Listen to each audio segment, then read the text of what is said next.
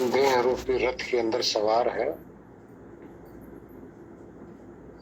शायद उपनिषद का ही है, किसी उपनिषद का है। इस रथ के ऊपर एक राजा सवार है,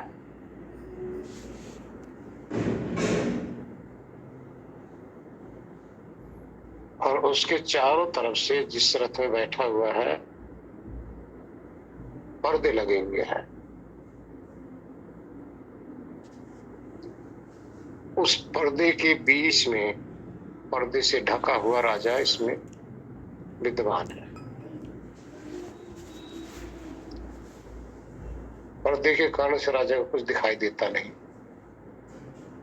बाहर का देख नहीं पाता।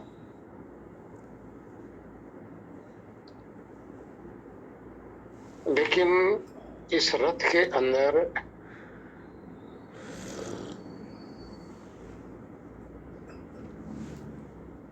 पांच घोड़े हैं,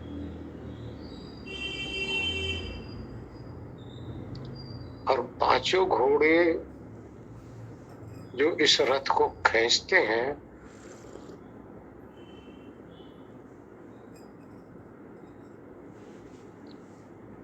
वो कौन से हैं?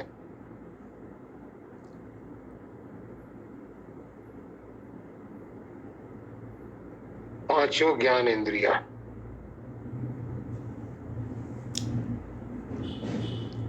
जो इस रथ के अंदर जो बैठा हुआ राजा है ना, ये पांचों ज्ञान इंद्रियों रूपी घोड़े अपने मालिक को अपने अपने विषय पर चलते हुए मालिक को दर्शाते रहते हैं। ध्यान देना, राजा के बस की बात नहीं, बाहर देख लेना, क्योंकि वो पर्दे में है।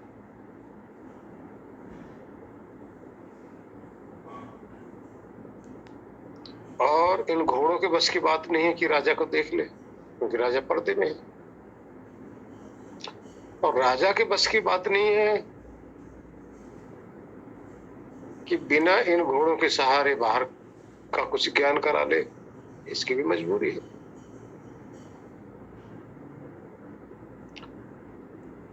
अब जो पांचों घोड़े हैं सबके अपने अपने अलग अलग दिशा है, अलग अलग मार्ग है।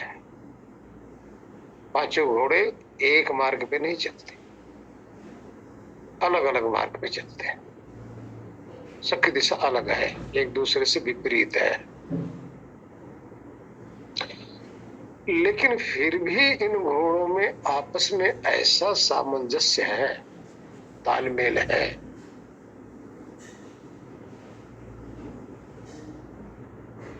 कि यही पांचों घोड़े इस रथ को खींच भी रहे हैं और राजा को बता भी रहे हैं। और अलग अलग मार्ग पर चलने वाले भी हैं।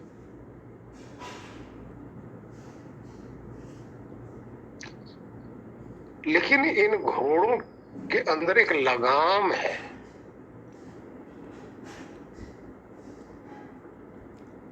जिसके द्वारा ये घोड़े कंट्रोल किए जाते हैं।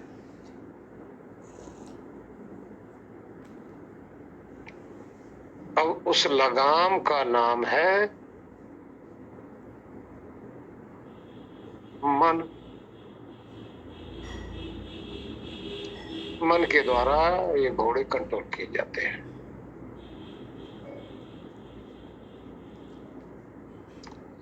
लेकिन ये जो लगाम है ना, ये भी किसी के हाथ में है।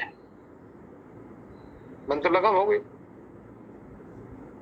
लगाम के द्वारा घोड़े, आपने देखा होगा ना, घोड़े के मुख में एक लगाम लगी होती है, जिधर वो खींच लेता है सारथी उधर की तरफ घोड़े मुड़ जाते हैं। इसी तरह से ये मन रूपी लगाम एक सारथी के हाथ में है। उस सारथी का नाम है बुद्धि। ये जो सारथी है जो राजा है ना, आत्मा रूपी राजा, इसके सबसे सानिध्य में है।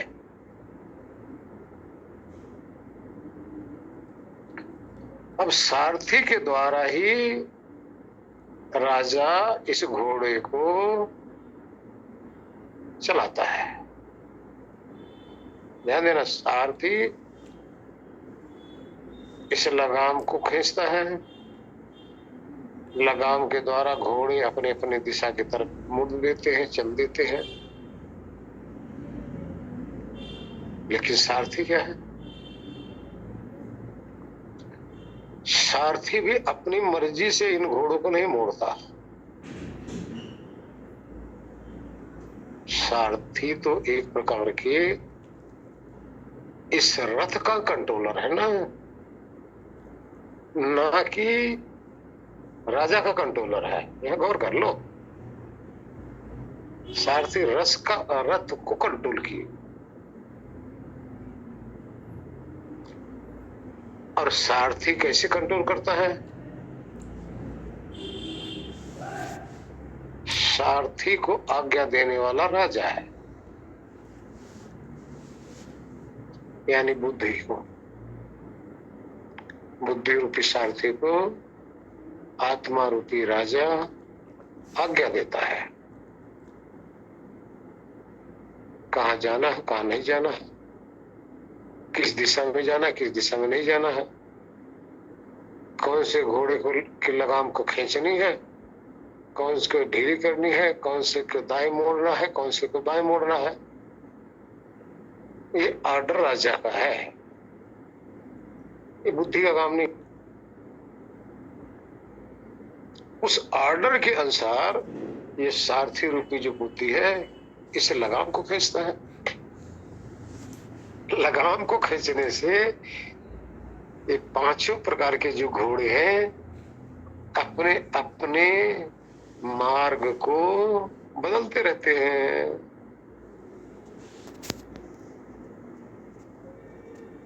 इतनी प्रक्रिया तो इसमें है।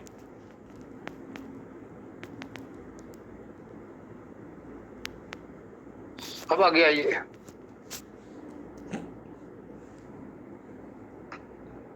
जो राजा है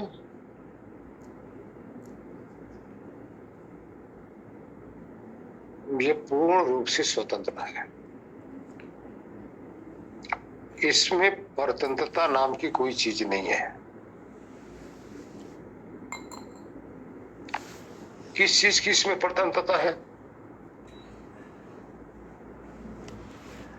इस अपने सारथी को जो भी ऑर्डर देना चाहता है दे सकता है, बस इसमें स्वतंत्र है, ध्यान रखना। और फिर उसी हिसाब से बुद्धि रूपी सारथी लगाम रूपी मन को खींचकर घोड़े को इधर उधर मोड़ देता है।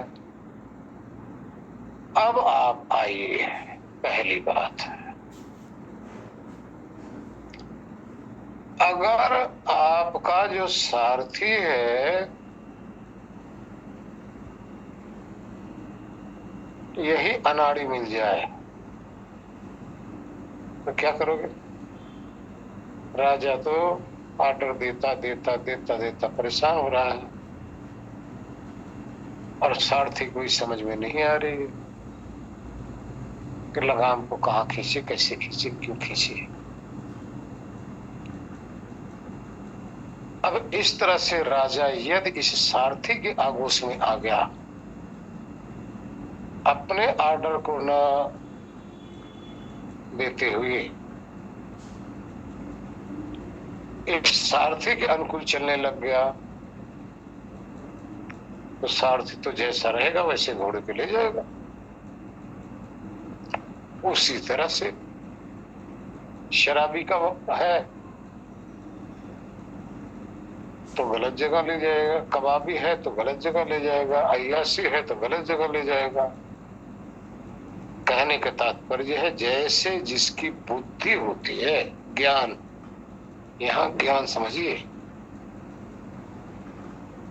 समझिए। उसी हिसाब से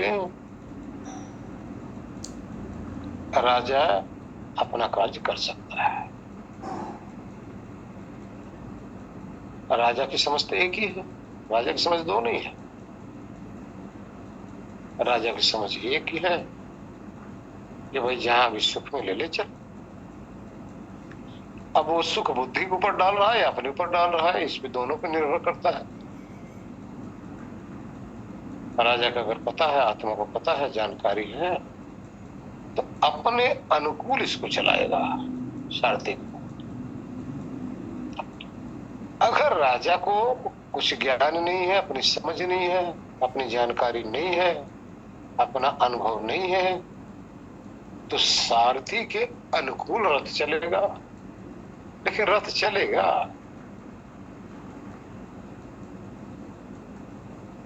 अब आगे आइए, कहाँ के लिए एग्जाम्पल है ये, कहाँ के लिए कहा जा रहा है?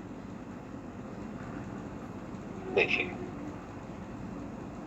ये वहां के लिए कहा जा रहा है कि जैसे जिसका विवेक होता है वैसे ही उसी मार्ग पर चलता है। अगर विषयी है, रजोगुणी है, तो रजोगुणी रूपी पटरी पर ये रथ दौड़ता रहेगा, जन्म से लेके मृत्यु तक। भागम भाग, भागम भाग, भागम भाग। वो भागम भाग है क्या? देखिए,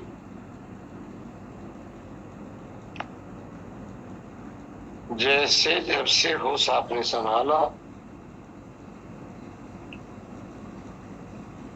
पैसे के पीछे भागने लग रहे हो। दौड़ कहाँ शुरू चल रही है आप लोगों की? होश संभालते पैसा, नोट, कमाई, व्यापार, बिजनेस, भागम भाग लगी है कि नहीं? इसी के पीछे कैसे भी मिले, चाहे नौकरी करके मिले, चाहे व्यापार करके मिले, चाहे शरीर से मेहनत करके मिले,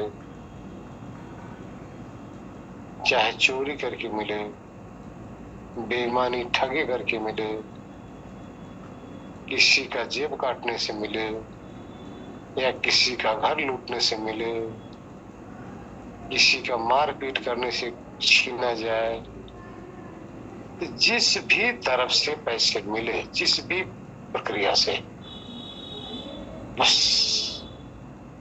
उसी के पीछे 60, 70, 80, 90, 100, 50, 30, 40, 20, 10, जितने भी शरीर की उम्र है, सब में देखो एक ही भाग दौड़, पैसा, हाय पैसा, हाय पैसा। बस बोलो, और कोई जीवन में आपने कोई लक्ष्य रखा?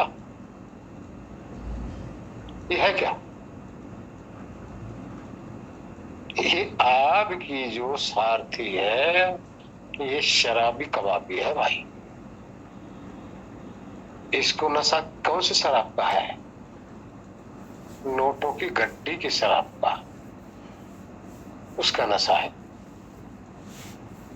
कितने तो देख लो नोटों को इकट्ठा करते हैं, फिर ठेके पे चले जाते हैं, दूसरा नशा शुरू।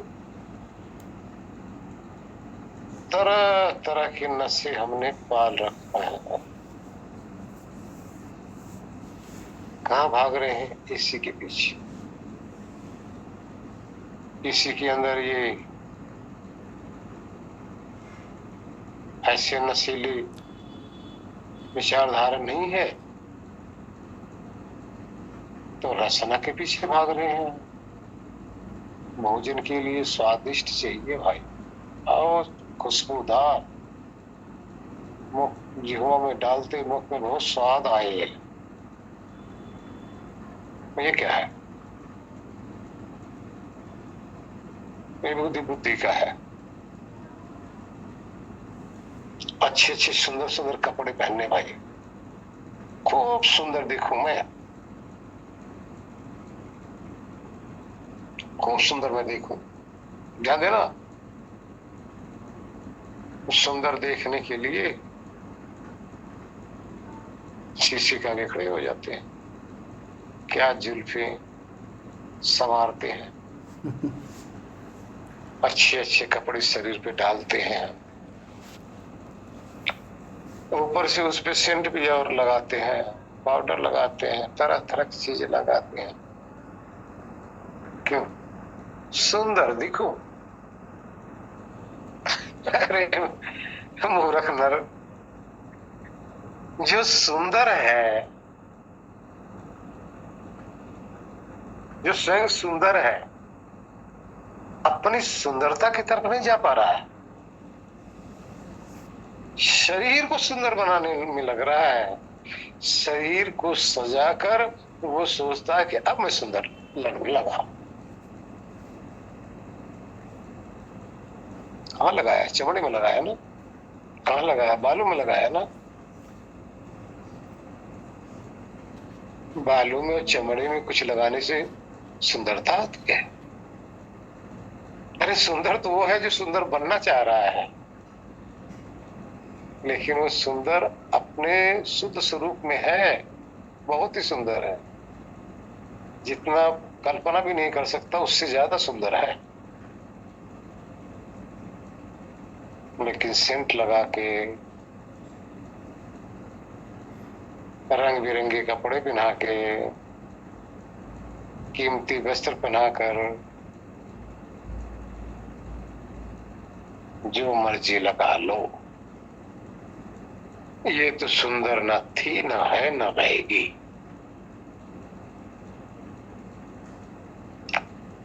लेकिन वो जो सुंदर है, था और रहेगा, इस कुरूपता के साथ लगकर, इस काली गोरी घोरी,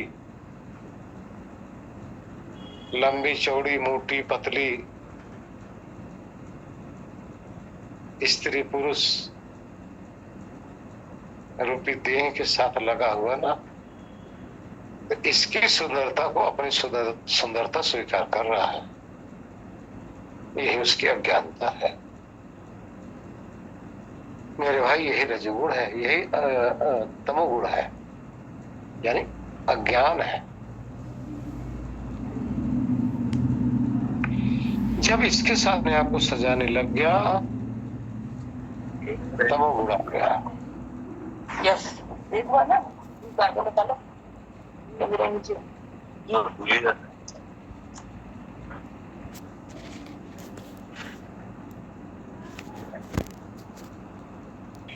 मिर्च मसाला हल्दी तेल ब्रेड पकौड़े नमकीन आदि की तरफ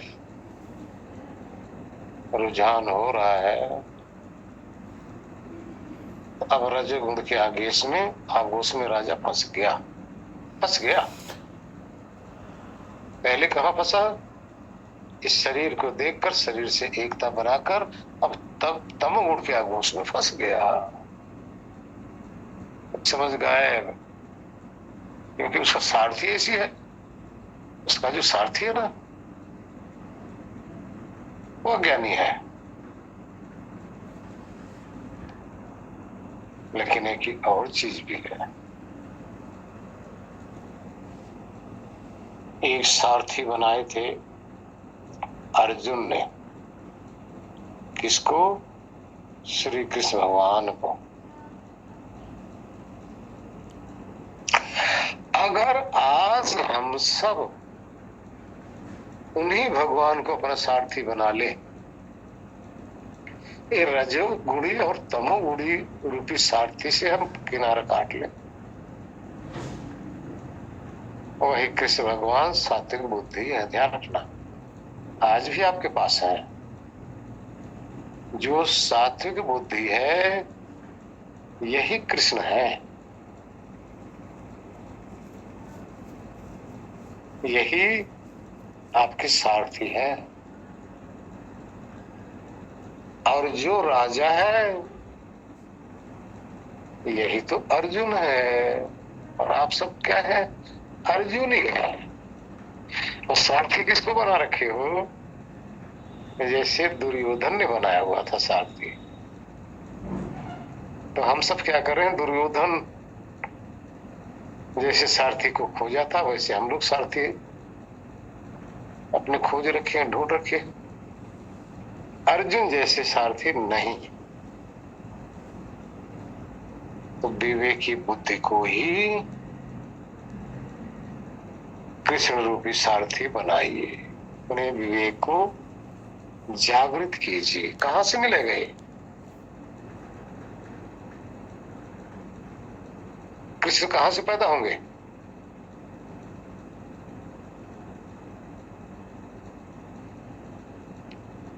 आपके गुरुजनों के द्वारा। ये सात्विक बुद्धि कहां से प्रकट होगी? आपके गुरुजनों के द्वारा ही। अभी दो में पढ़ता।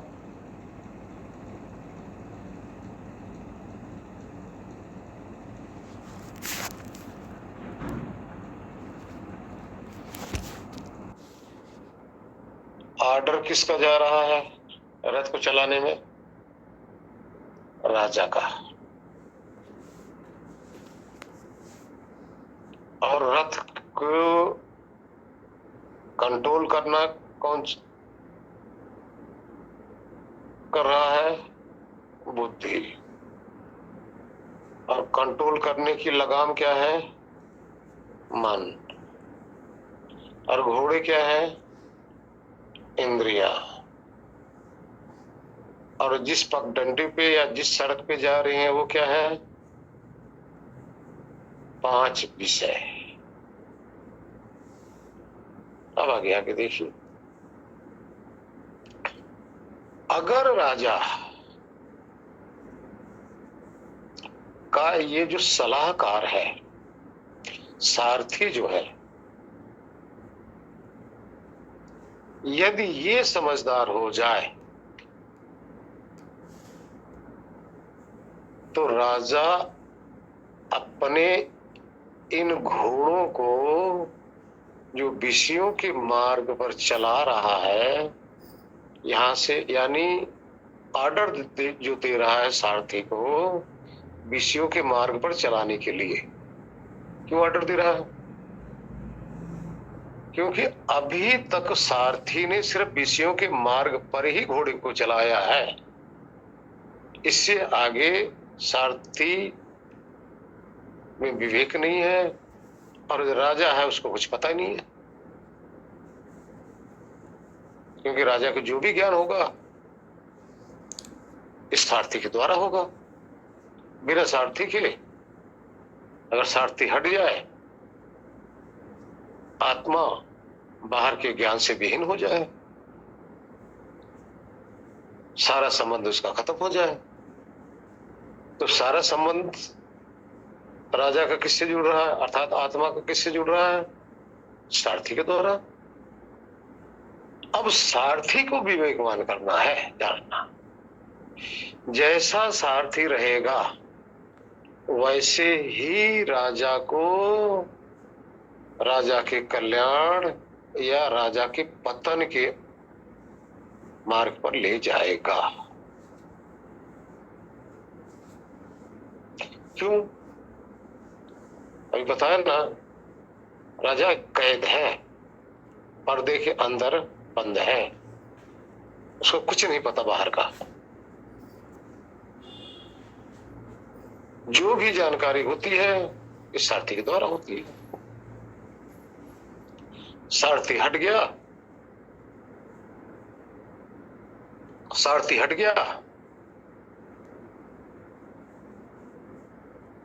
तो ये जो रथ है पड़ा रह गया,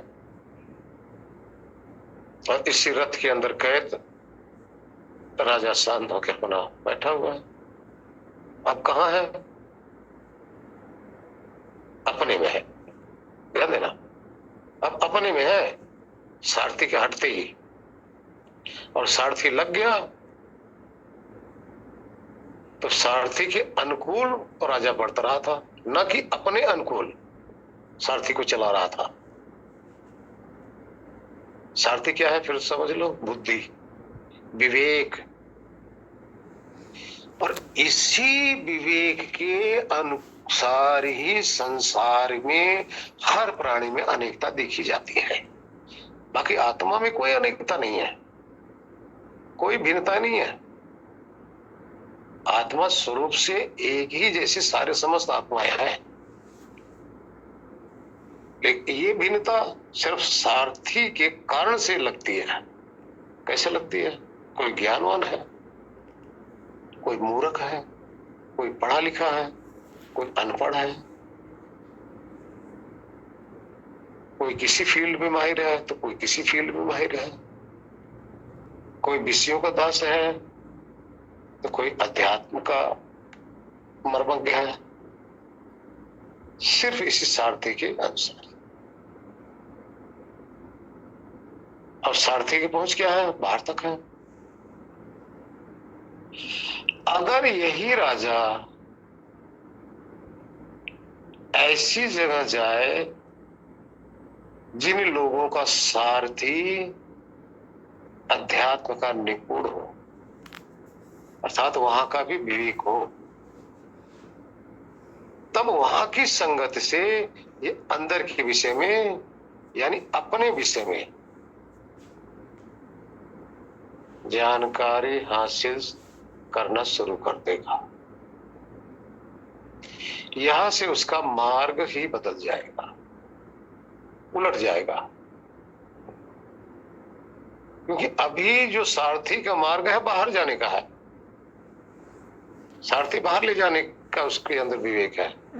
अब उसी सारथी के द्वारा अब ये राजा इन सब घोड़ों को, इस पूरे रथ को और पूरे जितने भी सड़कें हैं सबको त्याग कर अब मुड़ने की कला उसके अंदर आ जाएगी। जैसे ही मुड़ने की कला उसके अंदर आई और जैसे ही ये राजा सारथी का भी संग छोड़कर जैसे अपने में अकेला हुआ, तब वहां उसका समस्त जो अज्ञान का पर्दा है राजा का खुलने लग जाएगा। और अब तक हम उसके चक्कर में बाहर भटक रहे थे, सब कुछ तो हमारे अंदर है। जैसे उसको लगेगा सब कुछ हमारे अंदर है, जो आज तक हमने कभी बाहर पाया ही नहीं, उनसे तो अच्छे, बहुत कीमती वेश, कीमती अमूल्य रत्न हमारे अंदर छिपा पड़ा है। तब बात सारथी का भी संग छोड़ने लग जाएगा, क्योंकि ये तो पहले ही पर्दे में है, पर्दे से बाहर जाता नहीं, पर्दे से बाहर इसकी पहुंच है ही नहीं। अगर पहुंच है तो सारथी का, लगाम का, घोड़ों का, सड़क का, उनकी पहुंच है, राजा की कहां पहुंच है। अब राजा आत्मा अब इन सब का पिंड छोड़ देगा, सबका संग छोड़ देगा और फिर असंग होने लग जाएगा। असंग जो द्वैत में लगा हुआ था अद्वैत में आने लग जाएगा, अर्थात अकेला होने लग जाएगा। अब अंदर जब अकेला होगा तो अभी तक इसने क्या देखा था? मृत्यु देखा था, जन्म देखा था, दुख देखा था, हानि देखा था, क्लेश ही क्लेश देखा था।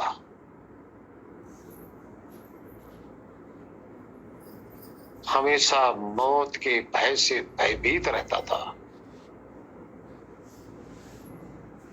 अब अंदर क्या देखेगा? अमृत देखेगा। निर्भय हो जाएगा। मौत का भय समाप्त हो जाएगा। स्वतंत्रता हो जाएगी। जो बाहर दूसरों के पीछे भागता था, जो दूसरों का गुलाम हुआ था, अब अपनी स्वतंत्रता में आ जाएगा। अपने में क्या देखेगा? आनंद देखेगा। आनंद की वर्षा हो रही है सब में। बाहर क्या देखता था? विज्ञान देखता था, भौतिक पदार्थ देखता था। अब अंदर क्या देखेगा? चेतन पदार्थ देखेगा, शाश्वत सत्य देखेगा।